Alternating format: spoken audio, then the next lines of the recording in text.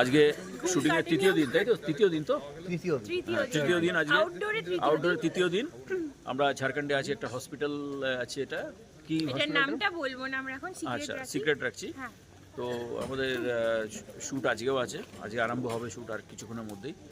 তো আমরা সব শিল্পীরা মোটামুটি এসে গেছি, বাকি সব আসছে। আমাদের টেকনিশিয়ানস যারা আছে, তাদের টেকনিশিয়ানস একটু দেখিয়ে দাও, টেকনিশিয়ানসরা যারা আছে। এই যে সব দেখতে পাচ্ছেন, সব গাড়ি এসে গেছে, সব মালপত্র নামছে। হ্যাঁ, এখানে ক্যামেরাম্যান থেকে আরম্ভ করে কিছু বসে আছে, ক্যামেরাম্যান এনারা বসে আছেন সামনে। তো ওই দিকটা দেখো, ওই দিকটা ক্যামেরাম্যান থেকে টেকনিশিয়ানস থেকে সবাই বসে আছেন, তারা ঠান্ডার দিনে একটু রোদও পুইয়ে নিচ্ছে।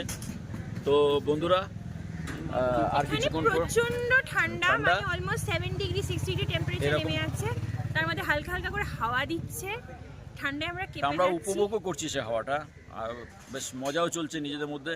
আর আমাদের মোটামুটি শিল্পীরা তো এখানে আছেই। তো তুমি দেখিয়ে দিতে পারো শিল্পীদের একটু।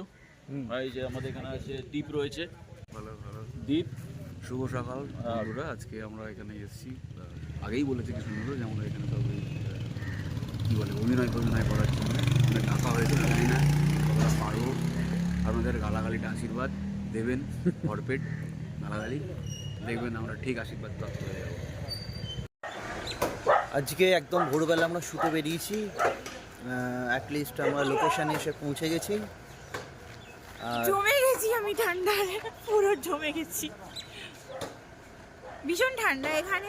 টেকনিক্যালি আমরা যখন হাঁ করছি মুখ দিয়ে, কি বলে ওটাকে, ধোঁয়া বেরোচ্ছে, এরকম ঠান্ডা জমানো। ওদিকটা একবার প্যান করো, লোকের অবস্থা দেখলে বুঝতে পারবে। ওটা তোমাকে এভাবে ধরাতে হবে। হ্যালো, হাই, দেখো। হাই, গুড মর্নিং, কেমন আছেন? আমরা প্রচণ্ড কাঁপছি, আর আমাদের ম্যাডামটা একেবারে আশা করি ঠান্ডা লাগছে না। দেখা যাক পরবর্তী ব্লগে আমরা কি দেখতে পাই। Keep touching. মাঝখানে আমরা দাঁড়িয়েছি এখানে, ইটস আ ভেরি বিউটিফুল, সিনারিটা খুব বিউটিফুল আমাদের রাস্তা দিয়ে। অ্যান্ড এখানে টেকনিক্যালি আমরা সবাই দাঁড়িয়েছি, দেখতে পারো। We are having a mini tea break.